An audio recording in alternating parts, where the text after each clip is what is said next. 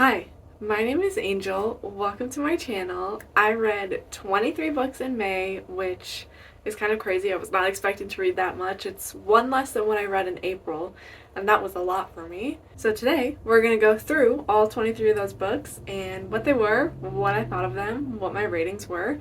So let's go ahead and get into it. I do want to give my little disclaimer that a lot of what I read comes from the library or Kindle Unlimited, so I don't have physical copies for pretty much majority of the books, but we're still going to get through it. I'll pop up a little picture and everything will be fine. So when I did my wrap up for April, I organized everything by genre, but I feel like I read such a variety of genres in May, so this month I'm going to organize them by rating. So starting with my lowest rated books, working our way up to those 5 stars that I had this month. So first I'll talk about the one book that I actually did not give a rating to this month, and that was The Yellow Wallpaper.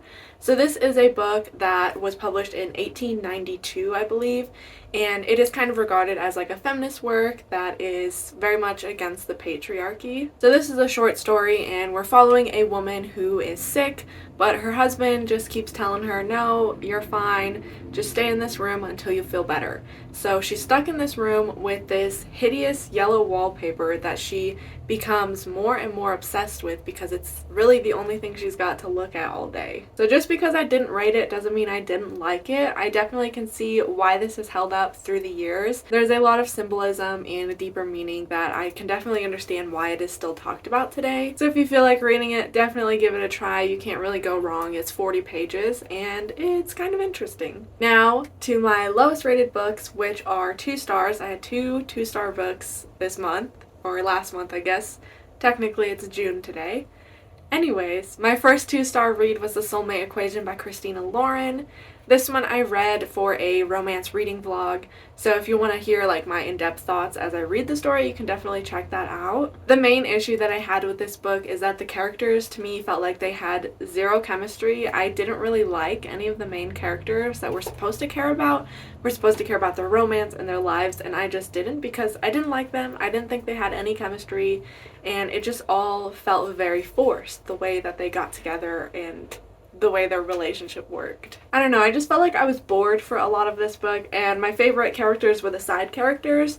So I know that they just published, The True Love Experiment, which is about one of the side characters from that book. So maybe I'll pick that one up and see if I like it any better, because it'll have a character that I know and did kind of enjoy in The Soulmate Equation. So maybe there will be a romance vlog part 2. We'll see. My next 2-star book, I am so sad because I was really looking forward to reading this book. It has been on my TBR for quite a while, and I don't know why I had this idea in my head that it was going to be amazing. But that book is I Love You But I've Chosen Darkness by Claire V. Watkins. First of all, the title, the cover design, absolutely stunning. The book inside, no, not really. This book is following a woman that has postpartum depression. She's got a young daughter, and she goes for a trip back home to the desert where she was raised, and she ends up staying there a lot longer than she planned to as she tries to find herself.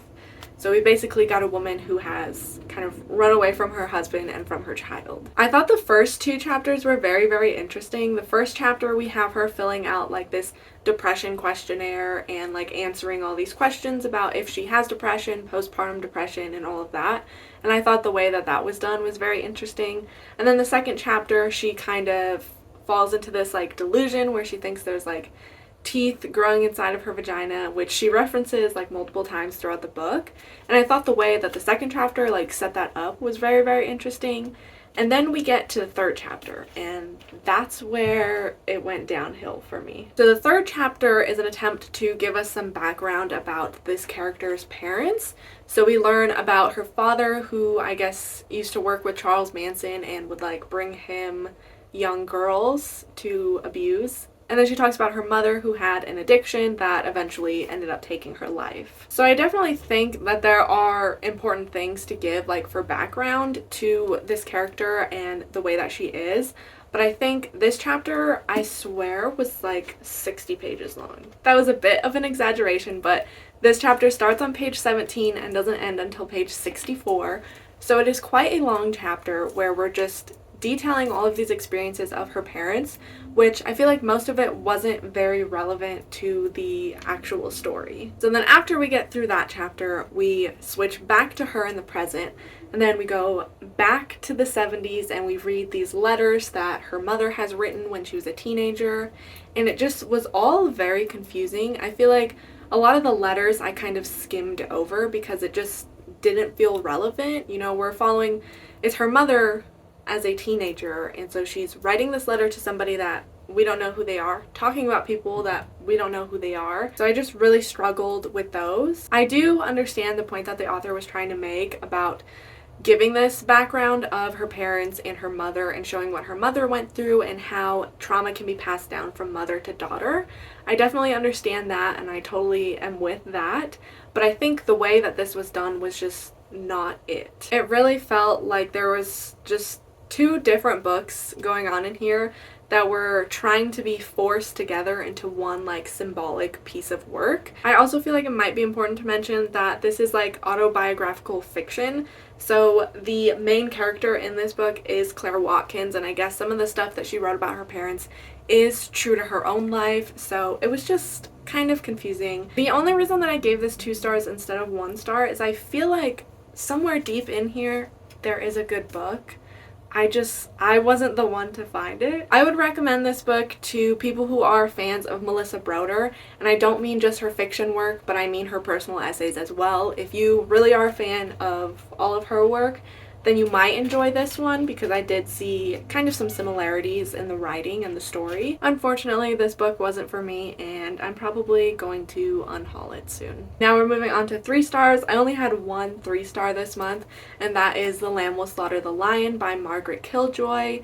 This is a pretty short novella. Basically, we're following a main character whose best friend has taken his own life, and so she is trying to figure out what was going on in his mind leading up to this and maybe why he might have done it, because she has no clue. So she is trying to trace his footsteps and figure out where he was leading up to this, and she ends up in this like squatter, anarchist, lawless town basically. And in the woods surrounding this town there is like an ancient evil creature that is a blood red deer. He's got 3 antlers, and he basically is kind of the peacekeeper, I guess you could call him, for this town. So anybody whose morals or actions go against what the town is supposed to be about, this creature kills them. I didn't really dislike this book. It's just not the type of story that I normally am into, so it didn't really do anything special or mind-blowing for me, but I would definitely recommend it if you are a fan of like folk horror, kind of like fantasy horror-esque,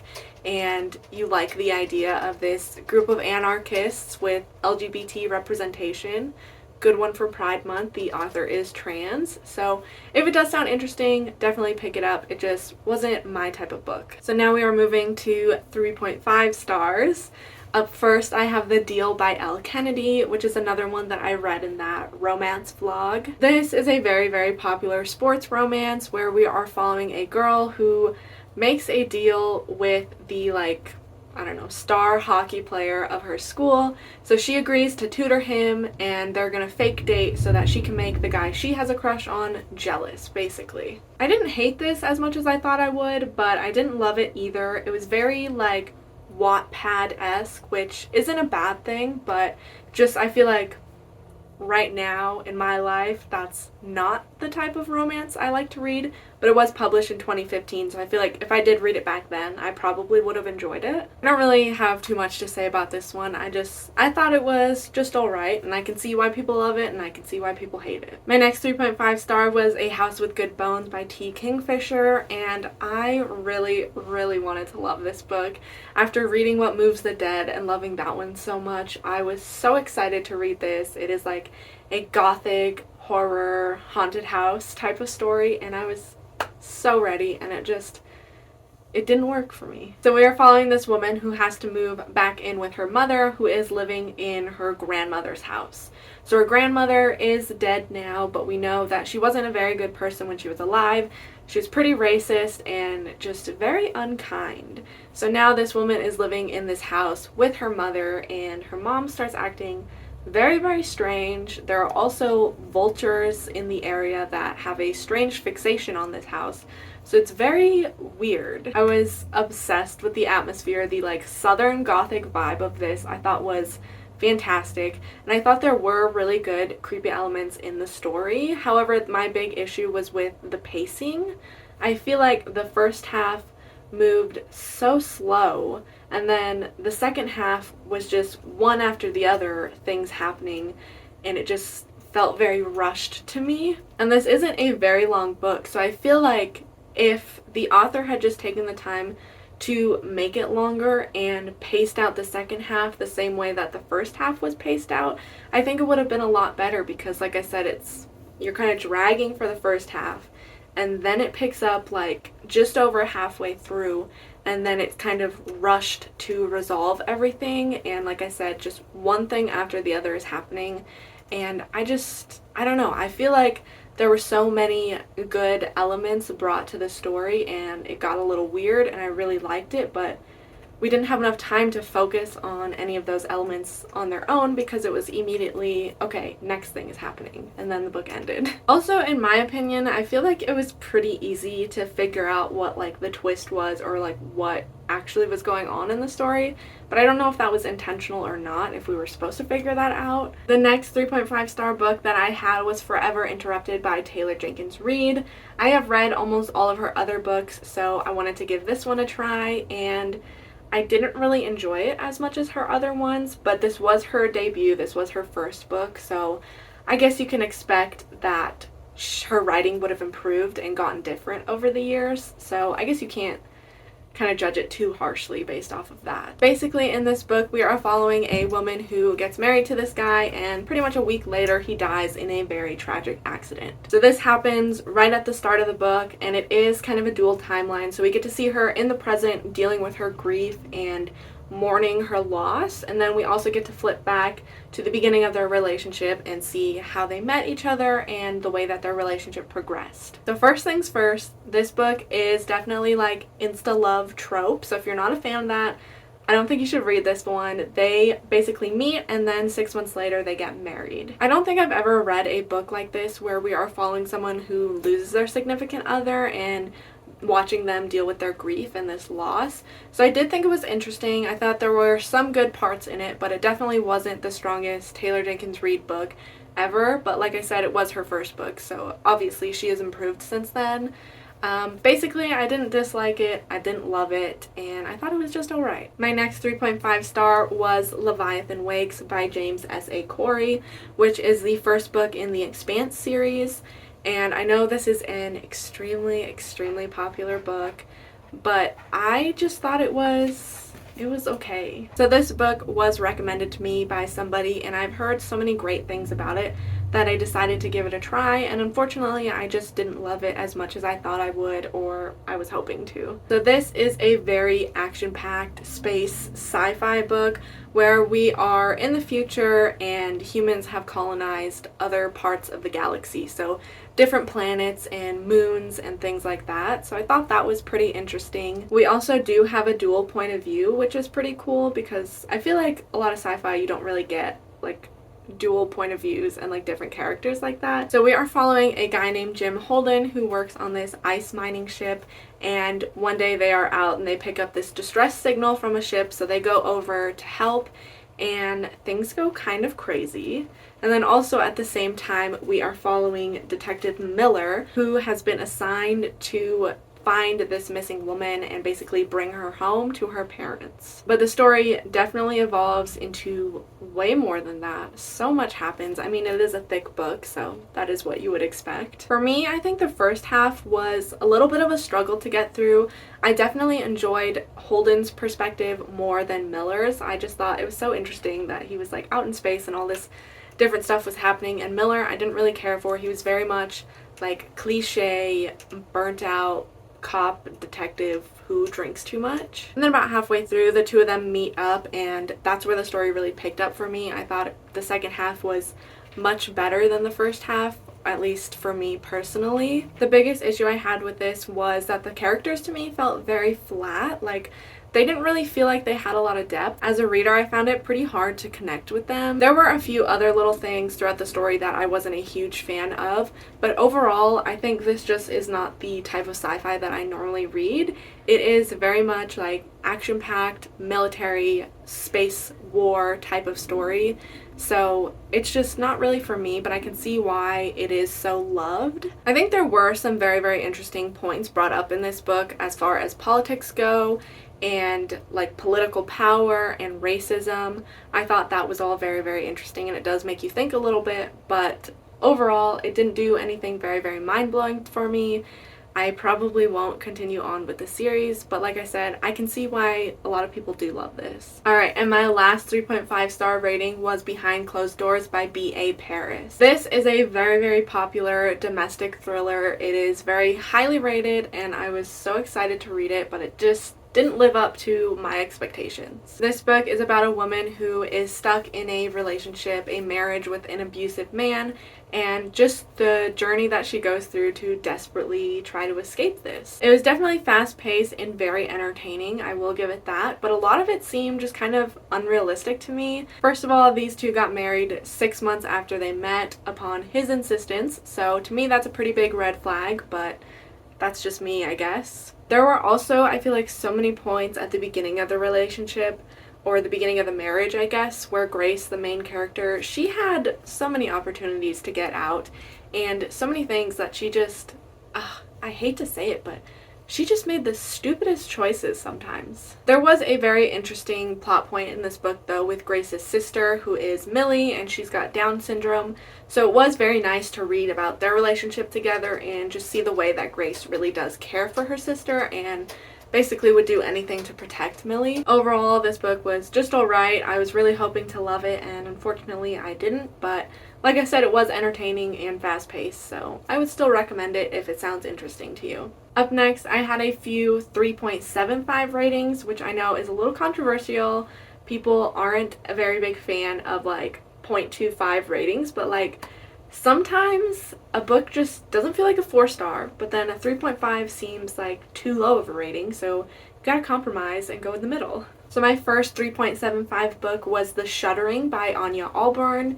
This was my first book by her, but I have heard many, many things in the horror community about her, and I do have some of her other books on my TBR. So in The Shuddering, we are following twins Jane and Ryan as they go to their family's cabin for one last time, and they bring along an old friend and his new girlfriend. And while they are in this cabin, they are faced with a very dire life or death situation as they find out that there are creatures in the woods and they're trying to kill them. I really, really enjoyed the majority of this book. It is basically a creature feature slasher. It does not hold back on the gore, and I thought it was just so fantastic for like 95% of it. We also had a lot of added tension within the friend group, which kind of brought in an interesting dynamic to the story, and it really does make you connect with the characters a little bit more and kind of feel their situation and want to root for them. The only thing that I disliked about this book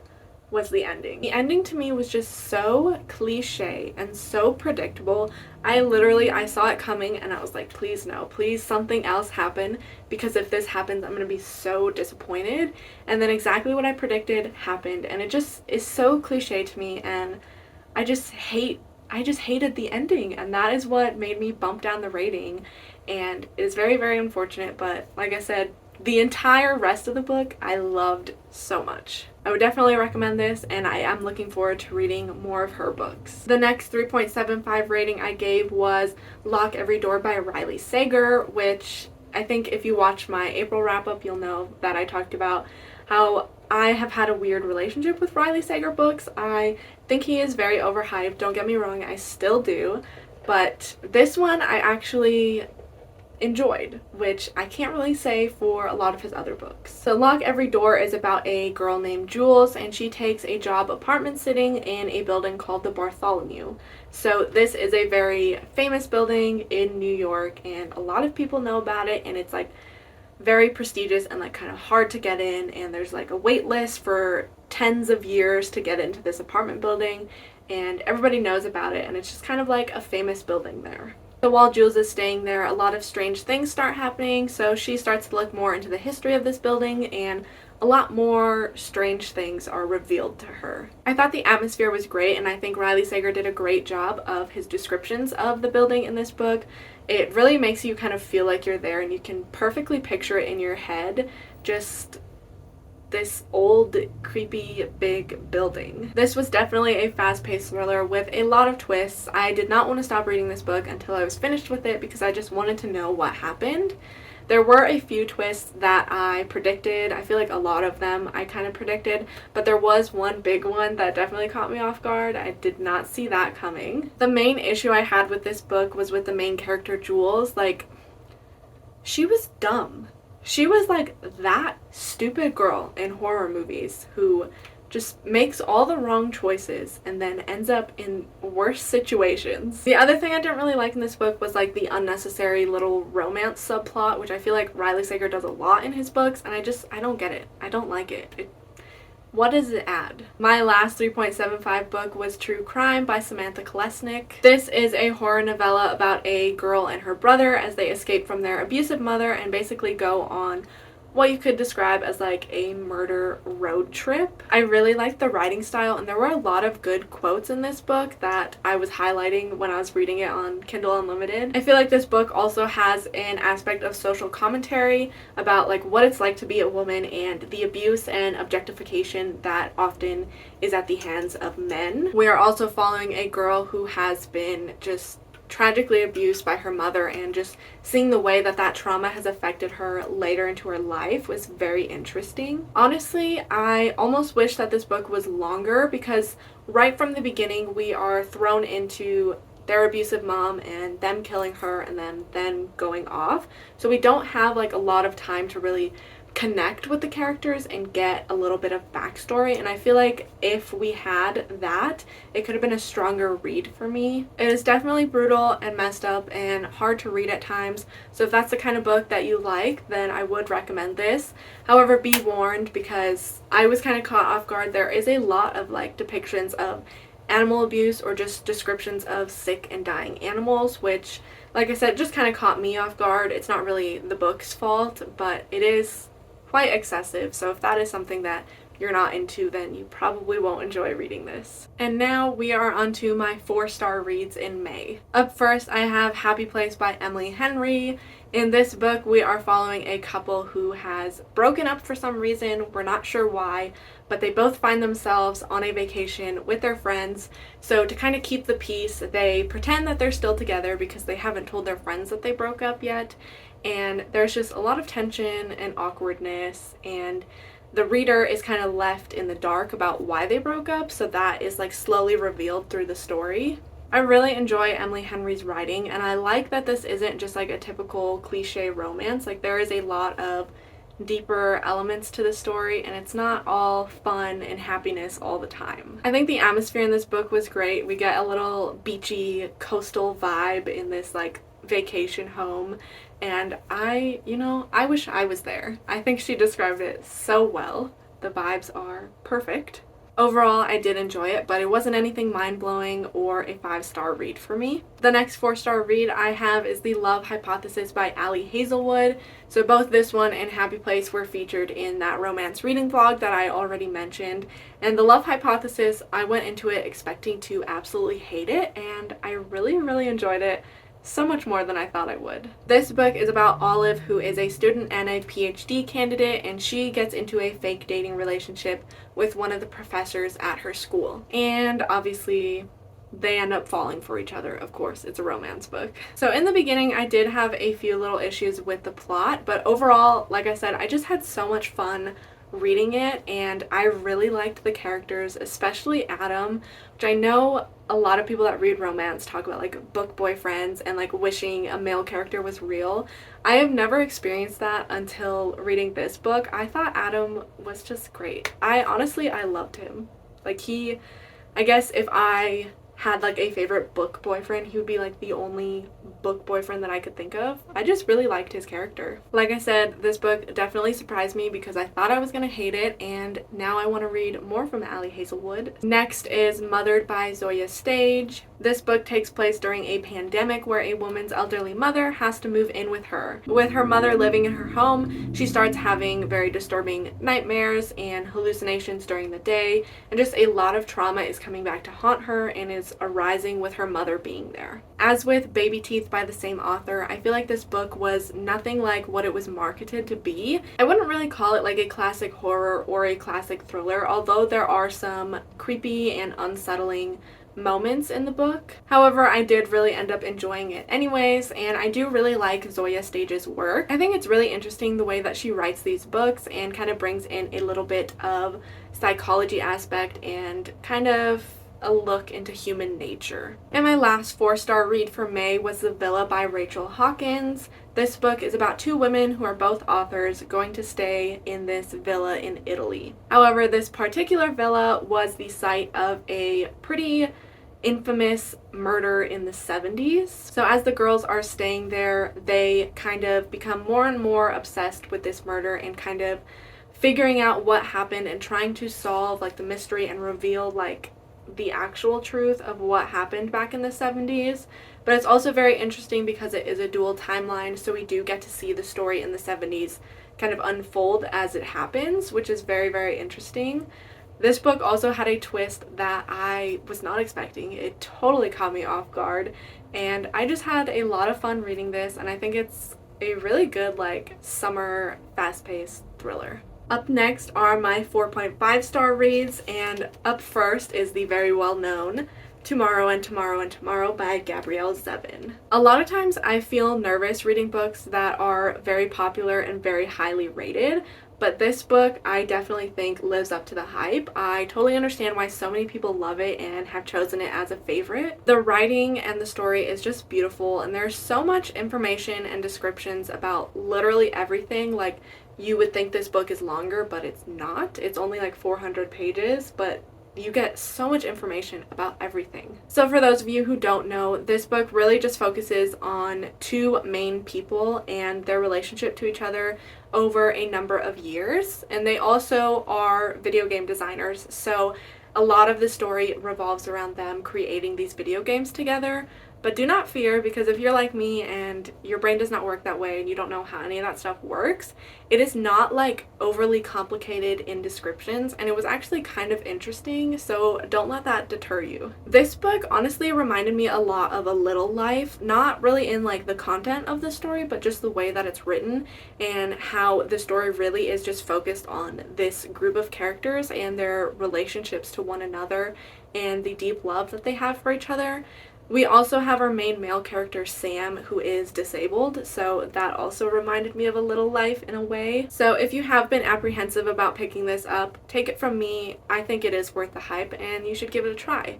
And I also don't really tab many fiction books, but this one, you can see, actually I don't know if you can see, but there are a few little tabs in here just because the way that things were written, like I said, the writing was just gorgeous. And the only other 4.5-star book that I had this month was Helpmeet by Nabin Ruthnam. I don't know if I said that correctly, but Helpmeet is a story that takes place in the year 1900, and we are following an older couple. So the husband has a mysterious disease that can't really be diagnosed, and the wife has essentially become his primary caretaker. There is definitely some gruesome body horror and descriptions of the man's illness in this book, just the way that it causes him to have these really bad wounds and like lose pieces of himself, like literally like his eyes, his nose, gone. I really enjoyed the dark gothic atmosphere of this book, and also mysterious illnesses are just a thing that I really love in horror books, so this was like perfect for me. Then towards the end, it kind of turns like in a cosmic horror direction almost, where it just gets really strange, and I just loved it. I absolutely loved the direction that this book took because I had no clue where it was going from the beginning, and I just loved it. It got like the perfect amount of weird. Also, this is a novella. This book is less than 100 pages, but it definitely does not feel like that because the author does a great job of packing so much story and descriptive information into these, like, I think it was like 94 pages, that it's really a perfect example of how a horror novella should be done. Now, the moment we've all been waiting for, my 5-star reads for May. Up first, we have The Martian by Andy Weir. I don't really know what to say except that I love Andy Weir so much. I love his writing. I love his sci-fi. Project Hail Mary, one of my favorite books. So if you haven't heard of this book or seen the movie, basically we are following this astronaut who is on a mission on Mars with his crew, but something happens and the crew has to evacuate quickly. He gets injured and presumed dead, so they basically have to leave him there and head back to Earth on their own. However, he's not actually dead, so now he's kind of faced with surviving on Mars all alone. So a lot of the book is him like recording his story and kind of isolated there, but it's also broken up nicely with the point of view of his other crewmates on their way back to Earth, and then we also get the point of view of like NASA and mission control down on Earth. So it does help to break it up so we're not just completely, I don't know how to explain it. You don't get bored because it's just one guy in one atmosphere. It's kind of funny to me too because I see so many people talk about Andy Weir's writing and say that it's like too much hard science for them to be able to follow along.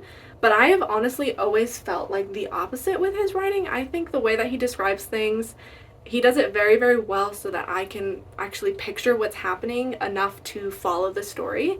And I just think he's a fantastic author. My next 5-star read was Natural Beauty by Ling Huang. This is a book about a woman who goes and takes a job at a wellness store called Holistic.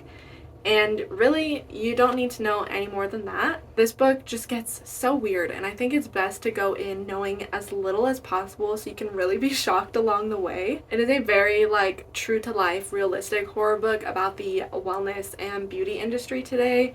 And like I said, it just gets so weird. Like, if you are a fan of very weird horror books and, like, a book where you're reading it and you're going, what the fuck am I reading? This definitely is the book for you. I loved it so much. It's probably going to be one of my top for this year. Next, we have The Road by Cormac McCarthy, which is a post-apocalyptic story about a man and his son kind of traversing down this road and trying to survive. It is bleak and it is depressing. I can't even sugarcoat it or try to sugarcoat it at all. Like, this book is just absolutely depressing and hopeless. I see a lot of people criticizing the writing style of this book because there's not really any quotations for dialogue, but once you get adjusted to it, I feel like it's pretty easy to follow along. So don't let that deter you in the beginning. Just give it a try and see if you can get used to it, because I feel like it's, like I said, pretty easy to adjust to. There are a few pretty disturbing scenes in here too that are scary just because of how like true to life that they are, and like the way that humans act and the way that they would act in a post-apocalyptic kind of situation like this book is. It really reminded me of the book Blindness by Jose Saramago. I think that's his name. So if you've read this and you enjoyed it, definitely pick that book up because I feel like they're very much the same vibe. Then I read Intercepts by T.J. Payne, which is basically a horror novel with a little bit of a sci-fi aspect to it. This book is about a facility where they take people and put them into extreme sleep deprivation as a way to do like a remote viewing type of thing. So think of like 11 in Stranger Things. That's basically their goal, except they go about it a different way. This book was full of suspense, full of action, and very gory. I thought the prologue was just absolutely spectacular, followed by another great first chapter. I think this book was just set up so well. The story was very, very interesting, and it kind of plays with your mind because you want to root for the main character, but you also want to root for the people working against him. So it kind of, I don't know, blurs the line with morals in a way, because you want both sides to succeed and you can understand where each side is coming from, but you just get to follow along with this story. This one is definitely a new favorite horror book for me. And my last one, my last 5-star book is The Last Word by Taylor Adams. So this is about a woman who is house sitting in this like kind of isolated beach house. So she reads this horror book, she doesn't like it, and she ends up leaving a 1-star review, and then kind of gets into like a email exchange with the author, and he's basically threatening her to take this review down and saying that it's how could she leave that review because that's affecting his income and his like success as an author. And she's basically like, whatever, get fucked, dude, like you're crazy. And he ends up kind of stalking her and trying to kill her. This one was just so fun, so action-packed, very fast-paced. It's what you could describe as like a real page turner. Be warned, because once you start this book, like, you're not gonna want to stop reading it until it's over. It really takes you for a crazy ride. There are so many twists and reveals that just happen throughout the story. It had me audibly gasping at certain points because I was like, what the hell just happened? Like I said, it's just very fun and a very quick thriller read. If you liked his book No Exit, you'll probably like this one as well. And there we have it. That is all 23 books that I've read in May. If you've read any of these, let me know your thoughts, because I just think it's very, very interesting to see other people's thoughts on the same books that I've read. And with all that being said, thank you so much for watching, and hopefully I'll see you next time.